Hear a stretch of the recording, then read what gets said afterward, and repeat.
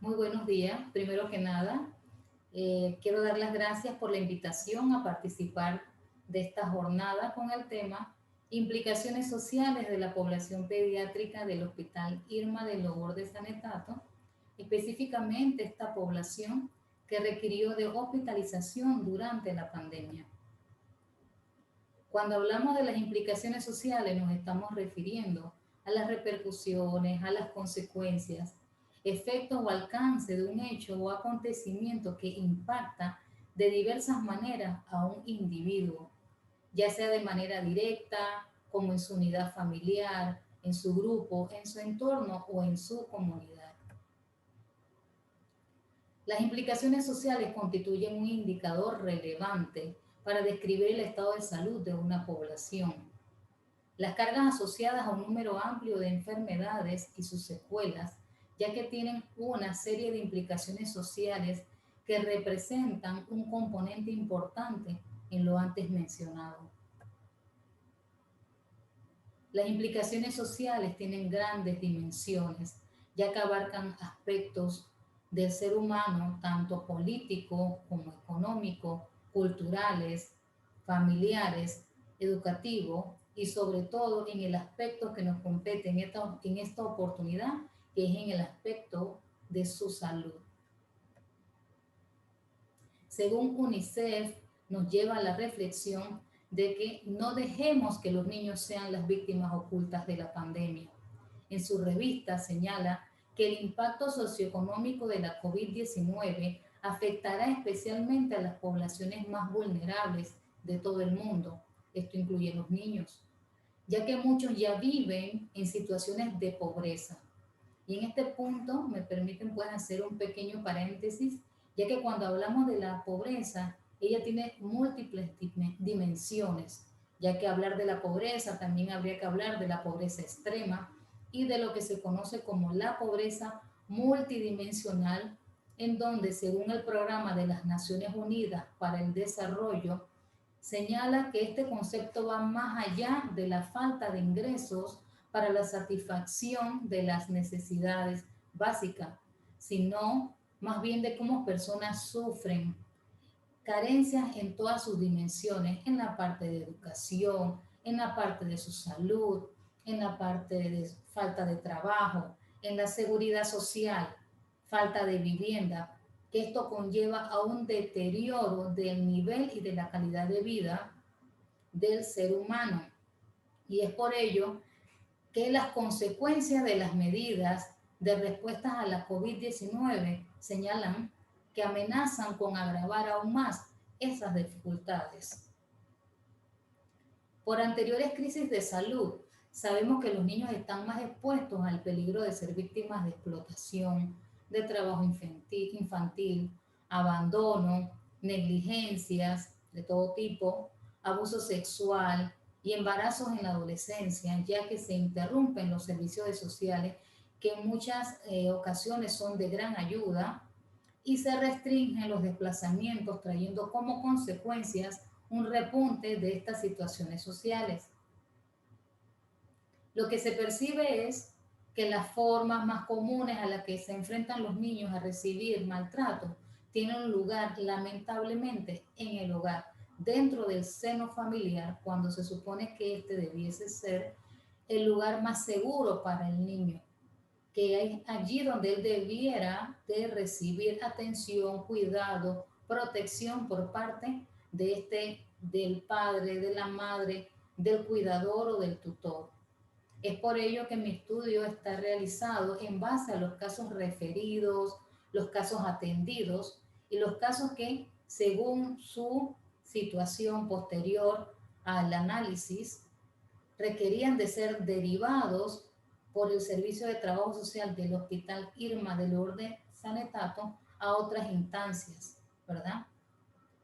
En base a nuestros pacientes de la sala de pediatría durante la pandemia, en un periodo comprendido entre los meses de abril a noviembre del 2020. También cabe señalar que es un estudio retrospectivo donde nuestro criterio de inclusión fue pacientes referidos por medio de interconsultas al servicio. En la siguiente gráfica podemos observar que del total de los pacientes hospitalizados, que fueron un total durante este periodo de tiempo, un total de 265 hospitalizaciones, el 25% de ellas requirió servicio de trabajo social por medio de interconsultas.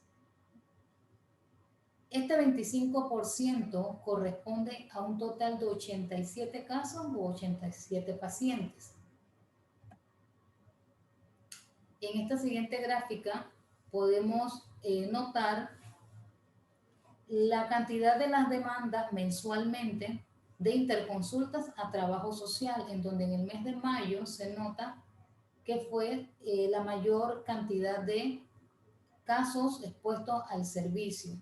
Posteriormente en junio, julio, septiembre, octubre, y posteriormente en el mes de agosto se ve una baja en las interconsultas a trabajo social, y en el mes de noviembre se ve más marcado pues la disminución de estas interconsultas. Ya para entonces habían pasado varios meses de permanecer las familias confinadas, en donde al inicio o paulatinamente los padres ya permanecían más tiempo en casa, o por teletrabajo, o al final muchos durante la entrevista nos referían que ya ambos estaban en casa, se mantenían cesantes de sus funciones laborales. En la siguiente gráfica podemos hacer una comparación entre la cantidad de hospitalizaciones mensuales en comparación a la cantidad de interconsultas derivadas a el servicio de trabajo social, y posteriormente, después de nuestra intervención, si el caso requería, eran remitidos a los juzgados de niñez y adolescencia en turno para su investigación, y posteriormente con ello realizar la coordinación del plan de egreso hospitalario. También cabe señalar que durante todos nuestros meses de estudios siempre se dieron casos que requirieron manejo hacia juzgado de niñez y adolescencia. Podemos observar a través de las barras la población por sexo, tanto en los casos referidos al servicio como los que requirieron ser derivados a juzgados de niñez o adolescencia, en proporción a hombres y mujeres. Y cabe señalar que la diferencia entre sexos solamente osciló entre un 1 o 2%. Podemos notar también que del total de los casos referidos al servicio de trabajo social, que fueron un total de 87 casos, el 39% requirió manejo legal, requirió que se remitieran a los juzgados de niñez y adolescencia, y el resto de los casos se manejaron en sala a través de orientación y consejería social.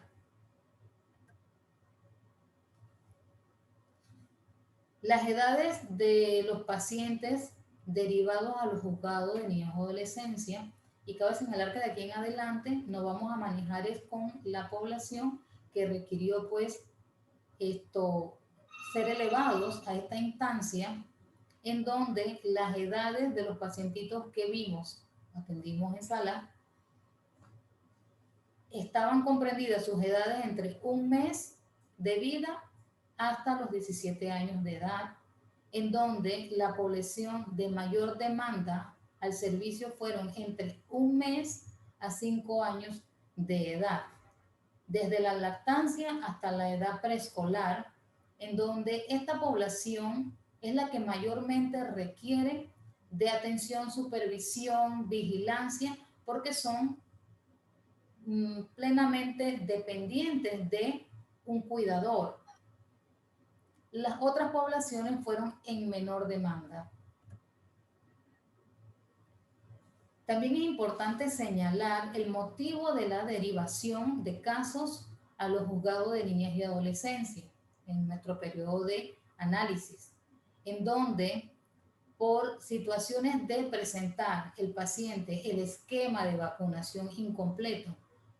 Y cabe resaltar la importancia que tiene las vacunas, y lo podemos ver, palpar ahora, ¿verdad? Con el tema de la vacunación por lo de la pandemia, la importancia que tiene con mantener un esquema de vacunación al día.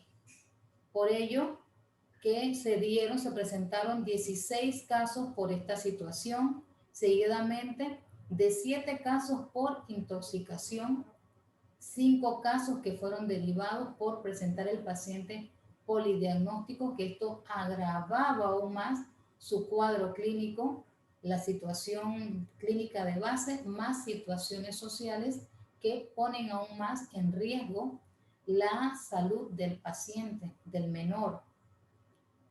Seguidamente también se presentaron situaciones por ITS, por ahogamiento, por trauma y por no reconocimiento oportuno del menor. ¿Por qué digo no reconocimiento legal oportuno? El Tribunal Electoral contempla un periodo de 6 meses, el máximo de 6 meses para que el menor sea reconocido. Si los padres agotan este tiempo, ellos realizan el trámite de reconocimiento de oficio, en donde le asignan un nombre y el apellido de la madre hasta tanto los padres realicen el trámite, pero representando esto una violación a un derecho universal del menor a tener nombre y apellido oportunamente. Esta derivación inicia desde el momento que se llena el formulario de reporte de investigación por sospecha de maltrato o negligencia, el cual es llenado por el médico tratante.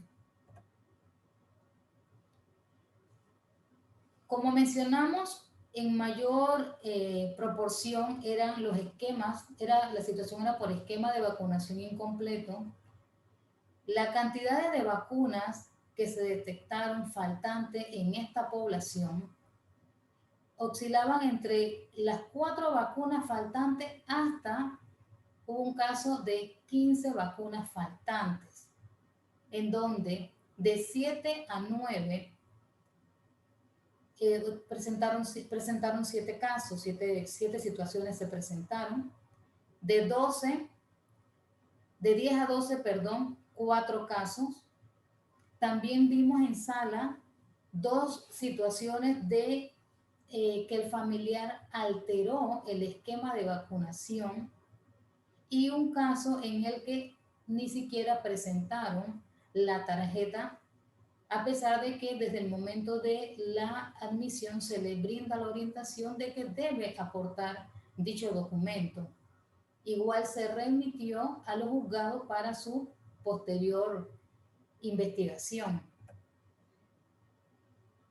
Otra de las causas que mayormente se derivaron a los juzgados fueron casos por intoxicación, en donde se presentaron situación de menores intoxicados con menticol, por medicamentos, benzodiazepina, una paciente que presentó intoxicación por bebida alcohólica más sustancias psicotrópicas, un casito de un menor por positivo por TCH, y también otros por antipsicóticos. Y sabemos que cuando hablamos de intoxicación por medicamentos, estos medicamentos son de uso en su mayoría de un adulto, el cual no realiza el cuidado requerido, necesario de que el menor no tenga alcance de estos medicamentos. También otras de las demandas mayores fueron por casos por polidiagnóstico. Cada uno de los que vemos en la presentación representa a un paciente, un caso. Una menor de 1 mes de vida que ya la madre presentaba negligencia, ya que no se realizó controles prenatales durante el embarazo, no realizó ningún control. Sumado a eso, para el tiempo de vida de la paciente, tampoco le habían realizado oportunamente los tamizajes neonatales. Otro caso, la madre sin controles previos en el embarazo. Esta pacientita nace con sífilis congénita y durante la entrevista la madre refiere en su historial de 2 hijos anteriores a esta paciente fallecidos antes de los 5 años. Otro paciente que presenta placas eritematosas, lesiones costrosas en labios, boca, tronco y extremidades. Otro caso en donde el paciente presentaba desnutrición, absceso en cabeza, anemia, dermatitis, también COVID-19 detectado. Un quinto paciente con diagnóstico de neumonía, retraso psicomotor, escabiasis, sumado a eso no portaba la tarjeta de vacuna y ser COVID-19 detectado.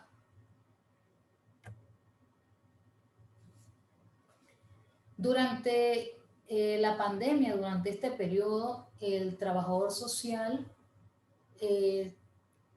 no deja de prestar su servicio a nivel de sala de hospitalización, en donde también nos correspondió adecuarnos a las situaciones, reinventarnos, reajustarnos, ¿verdad? Utilizar diferentes técnicas de apoyo que nos permitieran brindar el servicio continuo a nuestra población.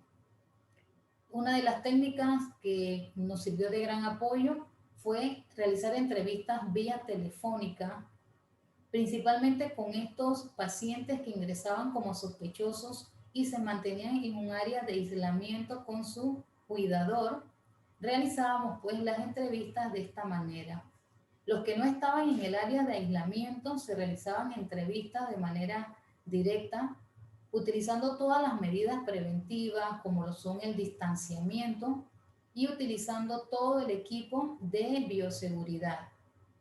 Dice que cuando un suceso desemboca en una situación de riesgo para una comunidad o un gran número de personas, ya sea por una emergencia social, sanitaria o catástrofe, que por sus dimensiones desbordan los servicios públicos, es necesaria la implicación de los profesionales de trabajo social.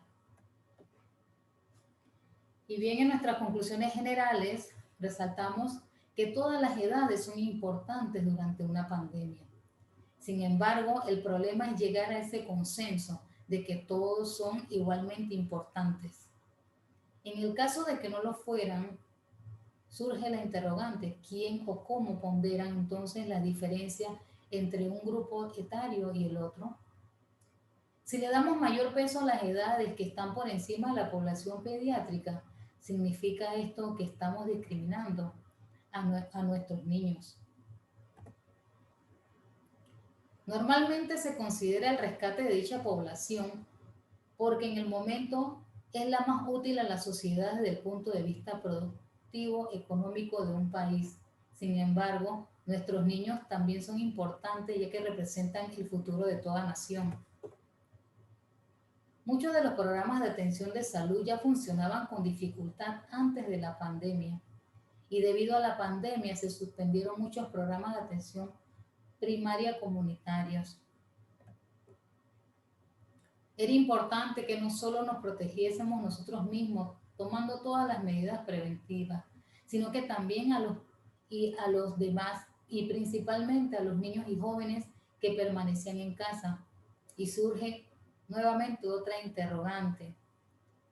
Y aquí pues nos referimos a estos pacientitos que ingresaron como sospechosos y que posterior a su análisis resultaron ser COVID-19 detectado. La pregunta es que cómo llega el virus a casa o cómo llegó este virus al niño. Realmente los padres tomaron todas las medidas preventivas y de cuidado para estos menores. En el periodo de aislamiento, al mismo tiempo que atendemos las preocupaciones inmediatas de proteger nuestra salud y la de los nuestros, no podemos dejar a un lado a los niños, quienes también están en peligro de contagio y pareciesen ser las víctimas olvidadas en esta pandemia. Los niños y los jóvenes de estar contrayendo el COVID-19 son algunas de las víctimas a las que más duramente afectará el virus. Si no se actúa de inmediato para abordar las consecuencias de la pandemia que tendrá sobre esta población en el aspecto social, psicológico y de salud, el eco de la COVID-19 causará daños permanentes en nuestro futuro venidero. Los niños, quienes ya estaban siendo afectados con las limitaciones propias del confinamiento, agregarles situaciones de negligencia y o violencia es un agravante muy importante para el desarrollo psicosocial de los mismos, ya que sabemos que todo esto afecta en su desarrollo futuro, ¿verdad? Como personas. Durante la pandemia, en los meses de abril a noviembre del 2020, la mayoría de los menores que ingresaron al Hospital Irma de Lourdes San Etato requirieron de una admisión a sala de hospitalización por presentar cuadros clínicos avanzados, por lo que ameritaron intervenciones médicos sociales, o sea, un manejo clínico, como de la parte legal. Además de lo antes mencionado, la población pediátrica presentó otras limitaciones debido a las medidas preventivas de contagio adoptadas por otras entidades públicas o privadas, como lo fueron Tribunal Electoral, centros y o policentros, policlínicas, supermercados, etc., sumadas a las restricciones de desplazamiento por parte de sus padres, ya que estaban restringidos por sexo y por horario. Debido al confinamiento al interno de los hogares, muchos de los padres pasaron del rol de ser proveedores a cuidadores principales, cuando estaban acostumbrados a que esta labor anteriormente estaban asignadas o delegadas a las guarderías, a las escuelas, a las nanas u otros familiares, ¿verdad? Y no que era el padre, este padre proveedor, no era el que se dedicaba meramente al cuidado exclusivo de los niños.